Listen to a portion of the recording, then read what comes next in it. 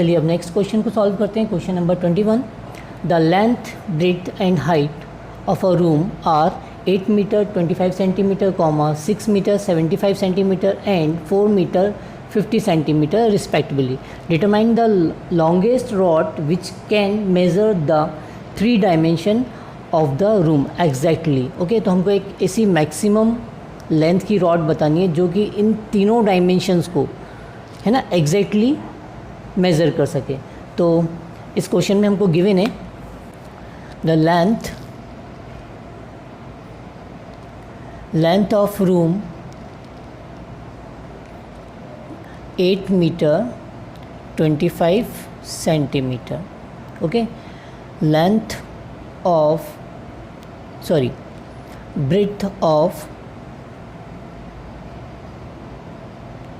breadth of room हमको given है 6 metre 75 centimetre और हमको हाइट गिवन है हमको ऑफ रूम 4 मीटर 50 सेंटीमीटर। तो पहले हम इनकी यूनिट सेम कर लें। तो हम अगर जो मीटर है उसमें 100 का मल्टीप्लिकेशन कर दें तो 8 मीटर कन्वर्ट हो जाएगा सेंटीमीटर में। ठीक है, तो हम 8 में 100 का मल्टीप्लिकेशन कर देते हैं तो 800। हम एक्चुअल में इसको ऐसा लिख सकते हैं 8 मीटर प्लस 25 सेंटीमीटर, है ना। तो हम 8 मीटर को सेंटीमीटर में कन्वर्ट करना है तो हमने 8 में 100 का मल्टीप्लिकेशन किया तो 8 × 100 800 प्लस ऑफ 25, दोनों के दोनों सेंटीमीटर में आ गए तो इन दोनों का सम हो गया 825 सेंटीमीटर। सेम हम इसको भी कर लेते हैं 6 × 100 675 सेंटीमीटर। क्लियर है, इसको भी कर लेते हैं 450 सेंटीमीटर। तो हमने पहले इनकी सभी की यूनिट सेम बना ली। ठीक है, तो हमारे पास जो एक रूम है ना, हम कुछ रूम ऐसा बना लेते हैं 3 डायमेंशन फिगर में।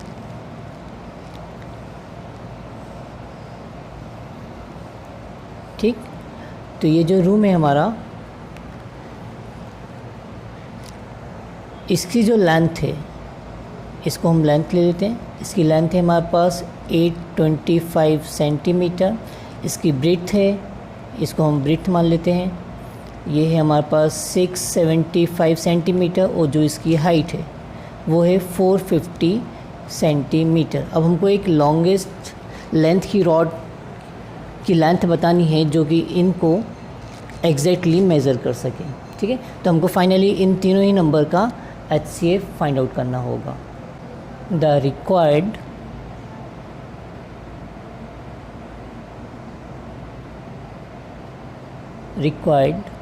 longest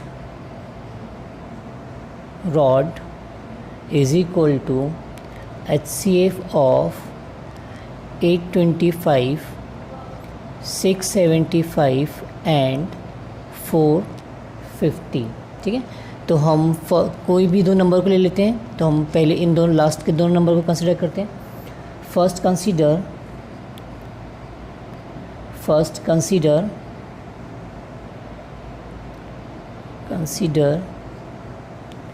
675 and 450। आप कोई भी दो नंबर ले सकते हैं ना, ऐसा कोई रूल नहीं है कि लास्ट 2 लें या फर्स्ट 2 लें। आप 825 और 450 को भी लेके सॉल्व कर सकते हैं तो भी हमारा आंसर सेम आएगा। ओके, यहाँ तक क्लियर है। तो इन दोनों नंबर पे हमको करना क्या है, यूक्लिड डिवीज़न लेमा अप्लाई करना है। तो बाय अप्लाइंग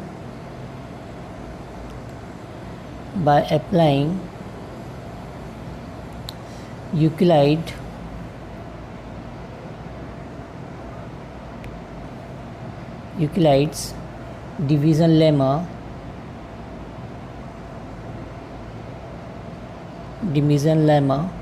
675 बड़ा है 450 से, तो हमको 675 को डिवाइड करना होगा। 450 से हम साइड वर्क कर लेते हैं तो 675 को हमको डिवाइड करना है 450 से। ठीक है, तो 450 1 ज़ा अगर हम करें तो 450, क्लियर। 2 ज़ा करेंगे तो ये 900 हो जाएगा, तो ये 1 टाइम ही कैंसिल करना होगा हमको। तो 450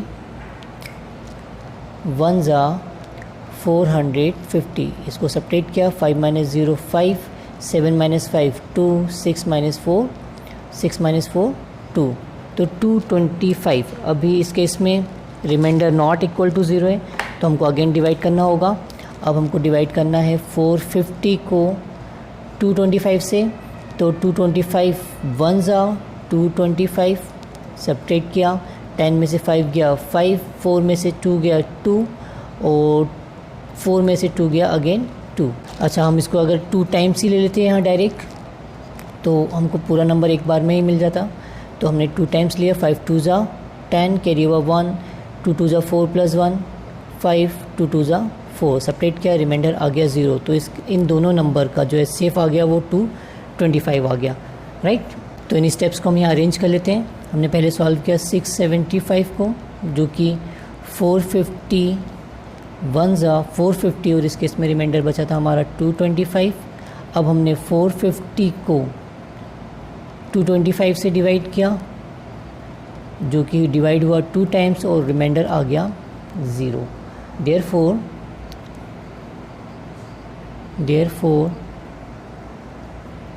HCF of 675 and 450 इज़ 225, ठीक है। अब जो HCF है 225, वो जो रिमेनिंग नंबर बचा था 825, अब हमको इन दोनों नंबर का HCF फाइंड आउट करना है। Now consider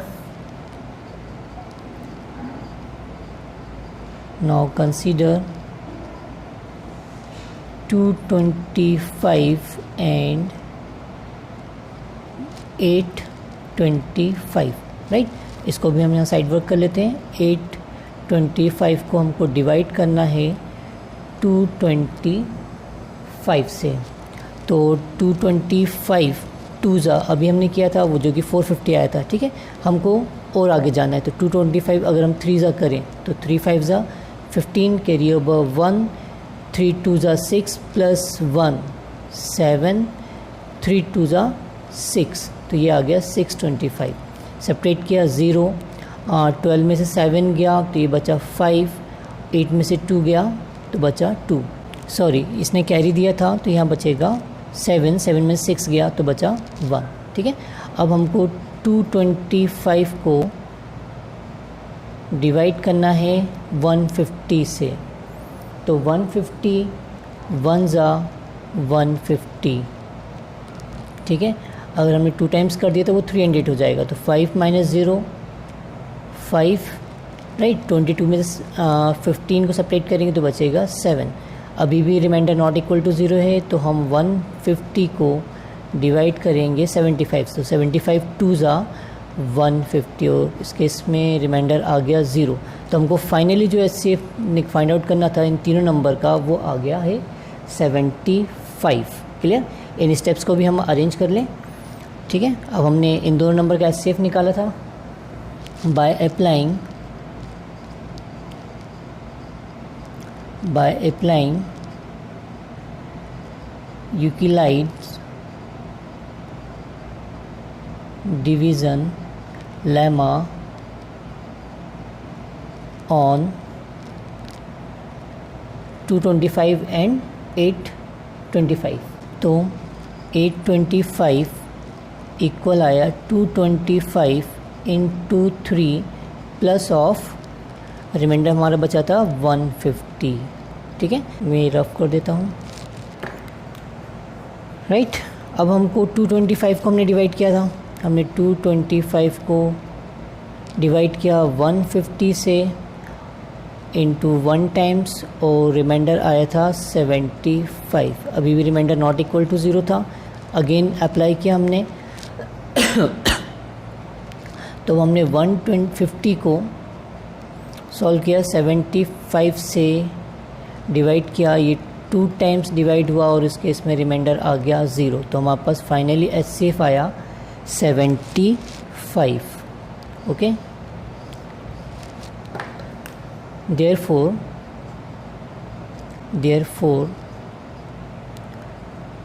the HCF of 825, 675 and 450 is equal to आया है 75।